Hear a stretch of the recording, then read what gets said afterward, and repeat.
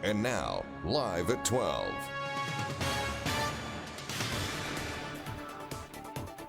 ආයුබෝවන් ඔබ අදත් එක්වන්නේ ලංකාවේ අංක එකේ සමබර ප්‍රවෘත්ති ප්‍රකාශය ලයිව් at 12 සමගින්. අද ලයිව් at 12 තුලින් ඔබ හමුවන මම මංජුල වීරසිංහ. මම විද්‍යා මාර්ගයේ අදත් මුලින්ම බලමු ප්‍රධාන පුවත් සිරස්තල. අග්‍රාමාත්‍යවරයා අනුරාධපුරේ ආගමික වතාවත්වල කැබිනට් සහ රාජ්‍ය අමාත්‍යවරුන් කිහිප දෙනෙකු වැඩ අරඹයි. සමගී ජනබලවේගේ ජාතික ලැයිස්තුව නම් කෙරේ. හෙරෝයින් තොගයක් සමග අඹුසැමි යුවලක් අත්අඩංගුවට. ඉන්දුනීසියාවේ පිපිරුණු ගිනිකන්දේ බලපෑම තව දුරටත්. සමගී ජනබලවේගේ ජාතික ලැයිස්තු මන්ත්‍රී දුර සකසා අවසන් බව එම පක්ෂයේ ආරංචි මාර්ග පවසනවා. සියලු පක්ෂවල ජාතික ලැයිස්තු මන්ත්‍රීවරුන්ගේ ලැයිස්තු හෙට දිනේ වන විට ලබා දෙන ලෙස මැතිවරණ කොමිසම ඉල්ලා සිටිනවා. 2020 මහමැතිවරණයෙන් ජාතික ලැයිස්තු මන්ත්‍රී දුර හිමි වූ පක්ෂ අතරින් මේ වන විට එම ලැයිස්තු ප්‍රකාශයට පත් කර තිබෙන්නේ පක්ෂ තුනක පමණයි. ඒ පොදුජන පෙරමුණ, ඉලංගේ තමිල් අරස හා අකිල ඉලංගේ තමිල් කොංග්‍රස් යන පක්ෂයි. එක්සත් ජාතික පක්ෂයට හිමි වූ එකම ජාතික ලැයිස්තු මන්ත්‍රී දුරයට පත් කරන මන්ත්‍රීවරයා පිළිබඳව මෙතෙක් තීරණයක් ගෙන නැහැ. ජාතික ජන බලවේගයට හිමි වූ මන්ත්‍රී දුරය සඳහා ආචාර්ය හරිනි අමරසූරිය මහත්මියගේ නම ඊයේ මැතිවරණ කොමිසමට යොමු කෙරුණා. මේ අතර සමගි ජන බලවේගයට හිමි වූ ජාතික ලැයිස්තු මන්ත්‍රී දුර 7 සඳහා පත් කරන මන්ත්‍රීවරු කවුරුන්ද යන්න තීරණය කර ඇති බව එම පක්ෂ ආරංචි මාර්ග පවසනවා. මෙලෙස තීරණය වී තිබෙන්නේ රංජිත් මද්දුම බණ්ඩාර, ඉමිතියාස් බාකිරිමාකර්, තිස් අත්තනායක, හරින් ප්‍රනාන්දු, ඉරාන් වික්‍රමරත්න, මයන්ත දිසානායක සහ ඩයනා ගමගේ යන මන්ත්‍රීවරුන්. නමුත් එම පක්ෂ මහලේකම් රංජිත් මද්දුම බණ්ඩාර මහතා පැවසුවේ අද දිනේ මැතිවරණ කොමිසම සමග සාකච්ඡා කර ඒවා කොමිසමට යොමු කිරීමෙන් අනතුරුව නිල වශයෙන් දැනුම් දෙන බවයි. හෙට දිනේ වන විට එම කටයුතු අවසන් කරන බවත් ඒ මහතා සඳහන් කළා. අපේ ජනබල පක්ෂයේ ජාතික ලැයිස්තු මන්ත්‍රී දුරයට සිදු කරන පත් කිරීමද අර්බුදයට ලක් වූ අතර එම අර්බුදය විසඳා ගන්නාතුරු එම පක්ෂයේ කිසිදු තැනැත්තෙකුගේ නම් ගැසට් නොකිරීමට මැතිවරණ කොමිසම තීරණය කර තිබෙනවා. මේ අතර එම පක්ෂයෙන් මෙවර මැතිවරණයට තරඟ කළ අපේක්ෂකයෙකු ජාතික ලැයිස්තු මන්ත්‍රී දුරය ගලගොඩත්හි ඥානසාර හිමියන්ට ලබා දෙන ලෙස ඉල්ලා උපවාසයක් ආරම්භ කර තිබෙනවා. ගාල්ල දිස්ත්‍රික්කයෙන් තරඟ කළ අපේක්ෂකයෙකු වන ඔහු තම උපවාසය සිදු කරන අයුරුයි මේ.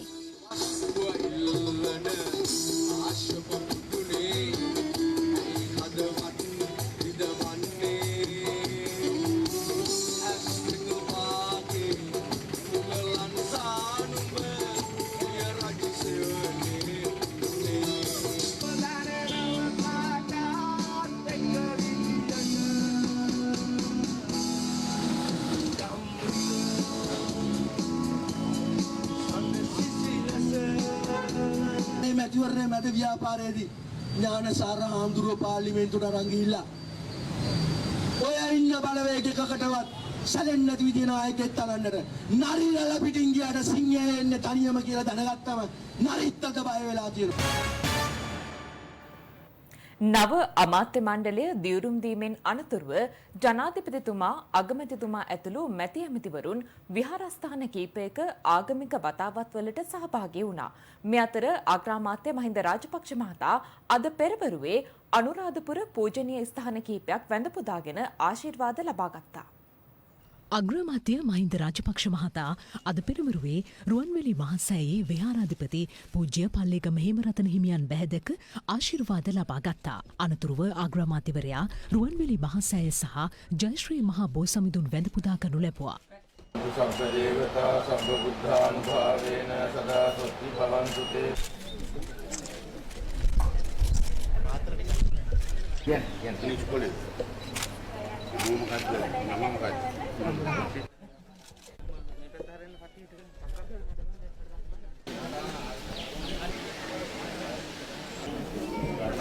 මහරහතන් වහන්සේගේ ආනුභාවයෙන් දස බිම්බරක් වාර්ෂික පරාදේ කරාපු ආනුභාවයෙන් ද්වාසුදාස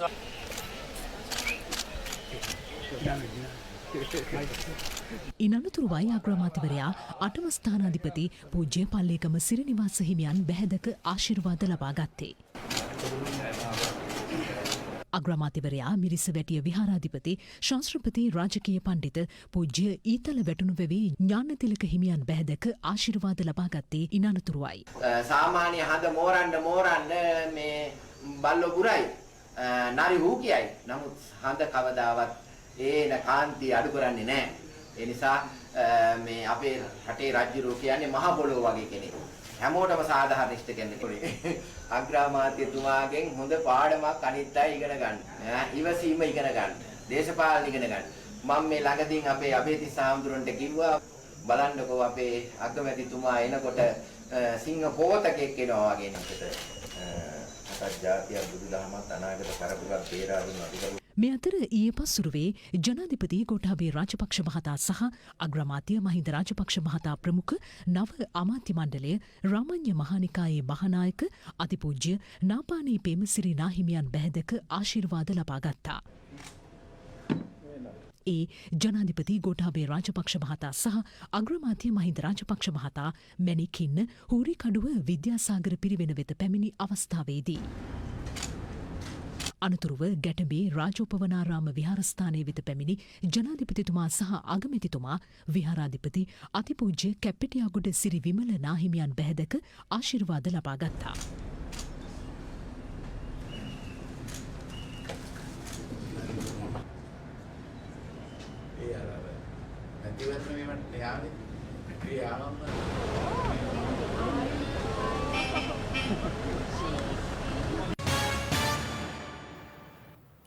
ජනතාව රජයට විශාල බලයක් ලබා දුන්නේ වැඩ කිරීමට බැවින් මැති ඇමතිවරුන් දැන් ඊට අනුගත වේ යුතු බව රාජ්‍ය අමාත්‍ය කනක හේරත් මහතා පවසනවා.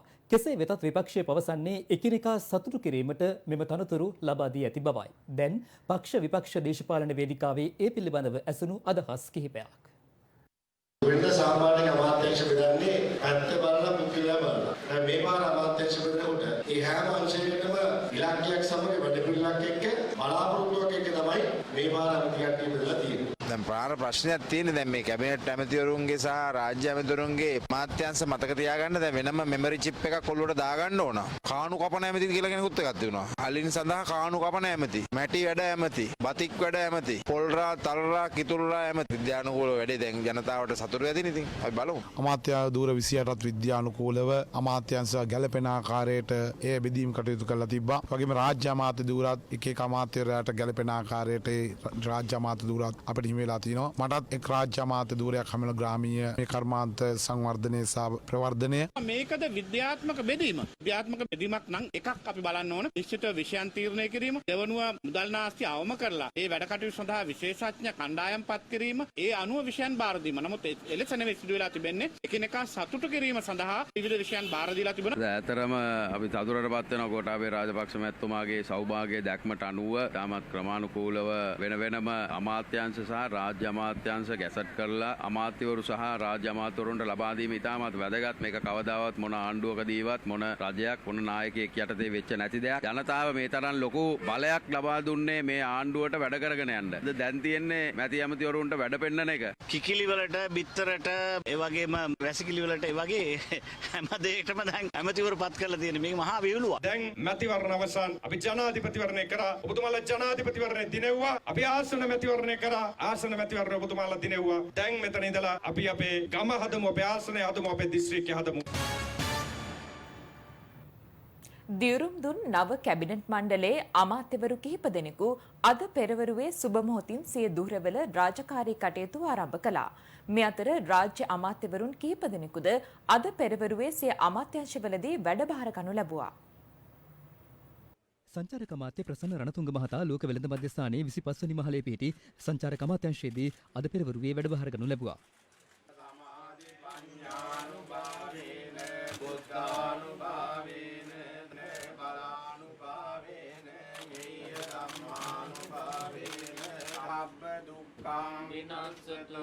ඉන්නතුරුවයි ගුවන් සේවා සහ අපනයන කලාප සංවර්ධන රාජ්‍ය අමාත්‍යවරයා ලෙස දිවුරුම් දුන් ඩී.වී. චානක මහතාද ලෝක වෙළඳ මධ්‍යස්ථානයේ 25 වෙනි මහලේ පිහිටි අමාත්‍යාංශ කාර්යාලයේදී වැඩභාර ගනු ලැබුවේ. සබ්බේ බුද්ධා බලප්පත්තා පච්චේකානං චයං බලං මේ අමාත්‍යාංශ කටයුතු කිරීදී අපිට ලබා දීලා තියෙන අභියෝග ඒ දින වකවානුත් එක්ක ලබා ගන්න අපි මහන්සි වෙන්න ඕනේ. ජනතාවගේ විශ්වාසය තහවුරු වෙන ආකාරයට. ඒ ඡන්දදායකයින්ට ඡන්දෙට අවාසියක් නොවෙන්නේ. ඒගොල්ලන්ට ඒක විවේචනය නොකරන ආකාරයට අපි කටයුතු කරන්න බලාපොරොත්තු වෙනවා. පහුගිය කාලේ අපි කැබිනට් පේපර් එකක් දාලා අමාත්‍ය මණ්ඩල සංදේශයක් දාලා මේ පාස්කු ප්‍රහාරයත් ඒ වගේම කොවිඩ් වසංගතයත් තුළින් අපේ සංචාරක ශේෂ්ත්‍රයේ හිටපු බොහෝ දෙනෙකුට අමාරුකම් ඇති වුණා. ඒ අය මේ ශේෂ්ත්‍රයෙන් එළියට නොයන්න. ඒ අයට පහසුකම් සපයන්න අපිට කැබිනට් පත්‍රිකාවක් දාන්න පුළුවන් වුණා. ජනාධිපතිතුමා අගමැතිතුමා ඇතුළු සියලු දෙනා ඒ සඳහා සම්පූර්ණ සහයෝගය ලබා දීලා අනුමත කරා. ඒ පහසුකම් ටිකත් ලබා දෙමින් ඉදිරියට මේ සංචාරක ශේෂ්ත්‍රයේ බලාපොරොත්තු වෙන ඉලක්ක කරා අපිට යන්න වැඩපිළිවෙලක් අපි සකස් කරන්න බලාපොරොත්තු වෙනවා. විශේෂයෙන්ම දේශීය සංචාරය හා විදේශීය සංචාරක ව්‍යාපාරය සෞඛ්‍ය අංශවල උපදෙස් පරිදි කරන් තමයි අපි බලාපොරොත්තු වෙන්නේ. මේ අමාත්‍යාංශය දලදේශීය නිෂ්පාදනයේට විශාලම බලපෑමක් කරන අමාත්‍යාංශය තමයි අද බාර දීලා තියෙන්නේ. ඒ සඳහා වග කියන්න පුළුවන් හොඳ අමාත්‍යවරයෙක් වැඩ කරන්න පුළුවන් අමාත්‍යවරයෙක් එක්ක බට වැඩ බාර දීලා තියෙනවා. කොරෝනා මර්ධන ක්‍රියාවලිය ආසියාවෙන්ම පළවෙනි තැනට එන වෙලාවේ ඒකත් එක්ක සංචාරකයන් කොහොමද ලංකාවට ගෙන්න ගන්නේ? ඒ වගේම ඒකට අවශ්‍ය පහසුකම් කොහොමද සෞඛ්‍යානුකූලව ලබා දෙන්නේ කියලා අපි ඉස්සරහට මේ වැඩ කටයුතු සියල්ලම සූදානම් කරනවා. ඒ වගේම එදා අන්තිම අවුරුදු 4 මාර තුල ඒ අසාර්ථක වෙච්ච ආයතන සියල්ල නැවත වතාවක් පණ ගන්වලා අපේ රටට අපේ ආර්ථිකයට ශක්තියක් වෙන ආකාරයට අපි කටයුතු කරනවා. අධ්‍යාපන අමාත්‍ය ජී.එල්. පීරිස් මහතා බත්තරමුල්ලේ පිහිටි අධ්‍යාපන අමාත්‍යාංශයේදී අද පෙරවරුවේ වැඩභාර ගත්තා.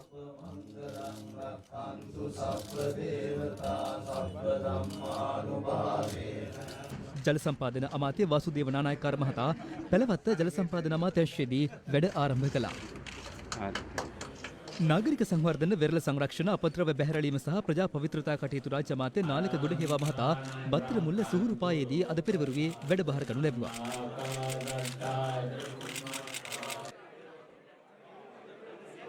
මේ රටේ ජනාධිපති අතිගරු ගෝඨාභය රාජපක්ෂ මැතිතුමාත් ඒ වගේම මගේ අමාත්‍ය වගේම මේ රටේ අග්‍රාමාත්‍ය වන ගරු මහින්ද රාජපක්ෂ මැතිතුමාත් ඒ දෙපළම දැඩි විශ්වාසයකින් මට බාරදීලා තියෙන්නේ විශාල වගකීමක්. 19 වෙනි ව්‍යවස්ථා සංශෝධනයේ මේ රටේ අර්බුද රාශියක් ඇති කළා. ඒ අර්බුද නිසා 19 වෙනි ව්‍යවස්ථාව ගෙන යහපාලන රජයටවත් අවුරුදු 5කට එහා පවත්වන්නට බැරුව ගියා. ඉතින් මේක රටට ගැළපෙන දෙයක් නෙවෙයි. මේක අපි වෙනස් කරන්න ඕනේ. අපිට සිද්ධ වෙනවා අලුතෙන්ම ව්‍යවස්ථාවක් මේ රට හඳුන්වා දෙන්නට. හැබැයි ඒ සඳහා කාලයක් ගත වෙනවා. එතෙක් බලා සිටින්න බෑ අපිට 19 වෙනි ව්‍යවස්ථාව ඉවත් කිරීම සඳහා. ඒ නිසා මගේ යෝජනාව නම් මම හිතනවා මේක තමයි රජයේ බොහෝ දෙනෙකුගේ යෝජනාව. මේ පාර්ලිමේන්තුව කැඳවුවාම මේ 19 වෙනි ව්‍යවස්ථාව සංශෝධනය ඉවත් කිරීමට ඒක අවලංගු කිරීමට අපි කටයුතු කරන්න ඕනේ. මේ අතර සෞඛ්‍ය අමාත්‍ය පවිත්‍රා දේවී වන්‍යාරච්චි මහත්මියද සෞඛ්‍ය අමාත්‍යාංශයේදී අද පෙරවරුවේ වැඩභාර ගත්තා.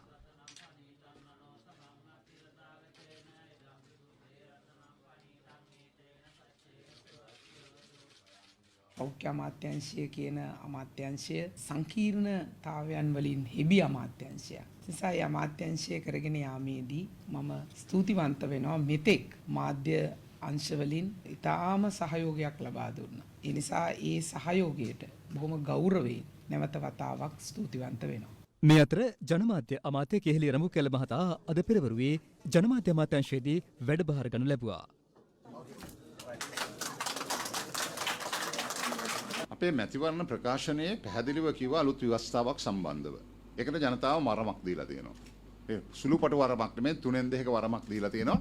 මොකද අපි ඉල්ලුවා මේ ව්‍යවස්ථාවේ යම් යම් අඩුපාඩු තියෙනවා. ඒ නිසා ඒවා පැලැස්තර නෙමෙයි ස්ථිරසාර විසඳුමක් දෙන්නයි කියලා ඒකට ජනතාව අපිට දීලා තියෙනවා. ඒ නිසා ජනතා පරමාධිපත්‍ය ගැන අපි කතා කරනවා නම් ජනතා පරමාධිපත්‍ය තුලම ව්‍යවස්ථාවක් ඉල්ලීමක ව්‍යවස්ථාව ඉල්ලීම සම්බන්ධව සහතිකයක් වුන් අපිට දීලා තියෙනවා.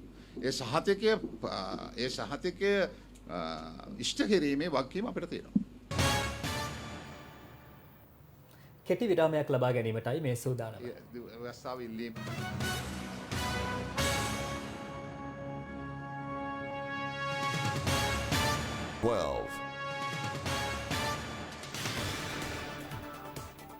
දැන් තවත් දේශීය පුවත් කිහිපයක්. රුපියල් කෝටි 2කට අධික වටිනාකමකින් යුත් හෙරොයින් තොගයක් සමග අඹුසැමි යුවලක් පිළියන්දල මිහිඳුපුර ප්‍රදේශයේදී අත්අඩංගුවට ගෙන තිබෙනවා. මේ අතර බැද්දගාන ප්‍රදේශයේදී හෙරොයින් සමග අත්අඩංගුවටගත් මව සහ පුතුගෙන් රඳවාගෙන ප්‍රශ්න කිරීමටයි පොලිසිය කටයුතු කර ඇත්තේ.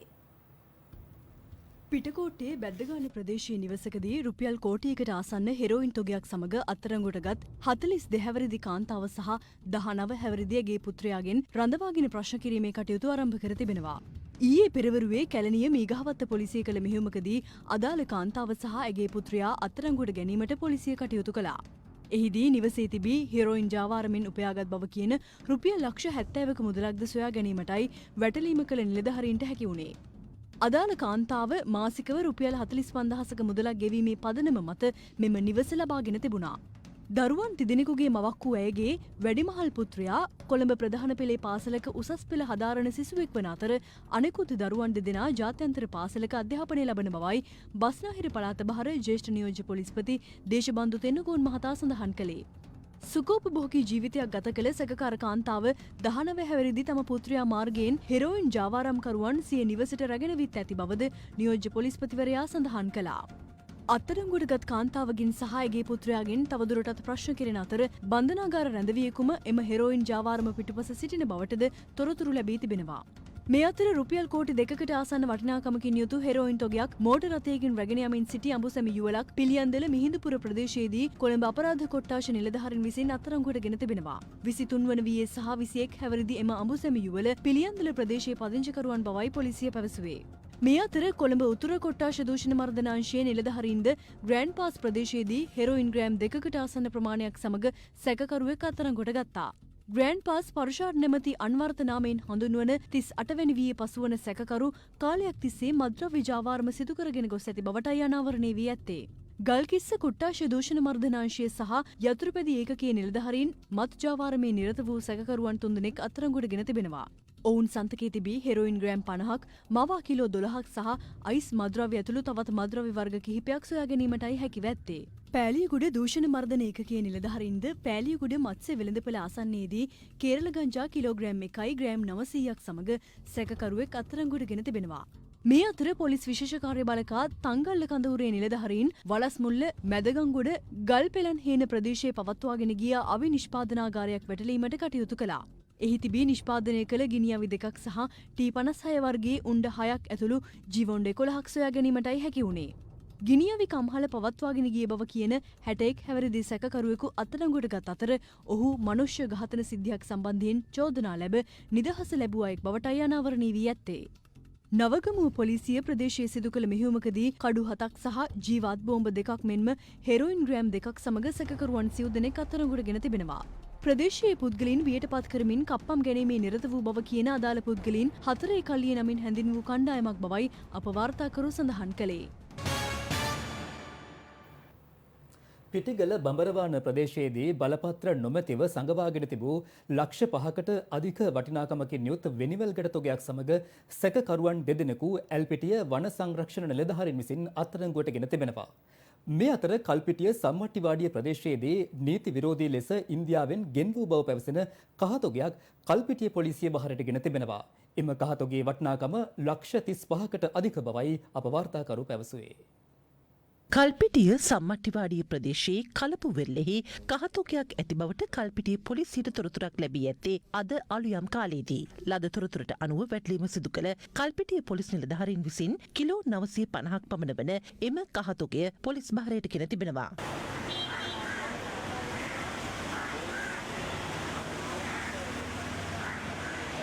කහතොගේ වටිනාකම ලක්ෂ 35ක් පමණ වන බවයි අප වාර්තාකරු පැවසුවේ. වැටලීම සිදු කරන අවස්ථාවේදී සැකකරුවන් පලා ගොස් ඇති අතර ඔවුන් සොයා පොලිස් පරීක්ෂණ ක්‍රියාත්මකයි.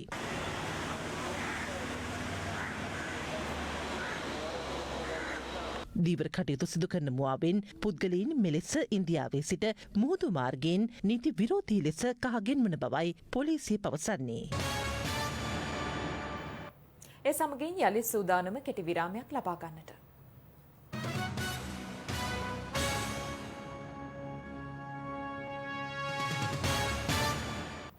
පුවත් කිහිපයක් කෙටියෙන් දකිමු දැන්.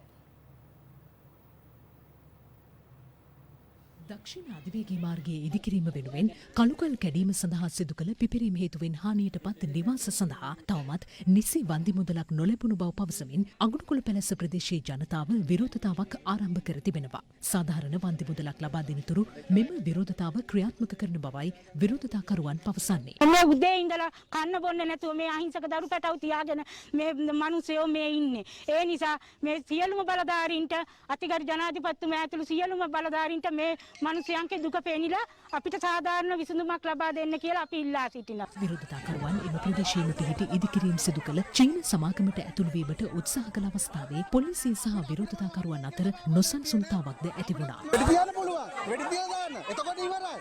එතකොට ගෙවල් ඕන නැහැ මොකුත් ඕන නැහැ අපිට. දැන් මේකනේ ඔය මැරිලා හරි ප්‍රශ්න විසඳෙනවා කියලා කිව්වට මැරිච්ච මිනිහා විතරයි තනි වෙන්නේ. මහරගම අබගාපුර සමාධිමාවතේ නිවසක කොටසක් කඩා ඉවත් කිරීමට යෑමේදී කොන්ක්‍රීට් තට්ටුවක් කඩා වැටීමෙන් පුද්ගලයෙකු එම ස්ථානයේදීම මිය ගොස් තිබෙනවා. මෙසේ මිය ගොස් ඇත්තේ දැරණීකල පදිංචි 49 හැවිරිදි දෙදරුපියෙක්. දිඹුලාකල මහියංගන මාර්ගයේ මනම්පිටිය දලුකහ වැව්බැම්මේ කොහොඹ ගසක යතුරු පැදියක් ගැටි ඊයේ අලුයම සිදු වූ අනතුරකින් හමුදා සෙබළෙකු මිය ගොස් තිබෙනවා. මෙලෙස මිය ගොස් ඇත්තේ අම්පාර එරකම පාර ගල්මඩුව ප්‍රදේශයේ පදිංචිව සිටි 26 හැවිරිදි අවිවාහක අයෙකු බවයි අර්ලකංවිල පොලිසිය පවසන්නේ. මොනරාගල සිට වටවල දක්වා සත්ව ගොවිපලකට තෘණ ප්‍රවාහනය කරන ලද ලොරි රථයක් නානු ඔය රදැල්ල මාර්ගයේ කාලිබෙග් වතුයාය ප්‍රදේශයේදී අනතුරකට ලක්ව තිබෙනවා. අනතුරින් බරපතල තුවාල ලැබූ ලොරි රථයේ රියදුරා ප්‍රතිකාර සඳහා ඇතුළත් කිරුණේ නුවරඑළිය මහරෝහලටයි. ලයිව් ඇට්ටුවේ ලදට අවසන්. මම මංජුල වීරසිංහ. යළිත් හමුවීම සවස 6:50ට මම වින්ද්‍යා මාරඹගේ. සුබ දවසක්.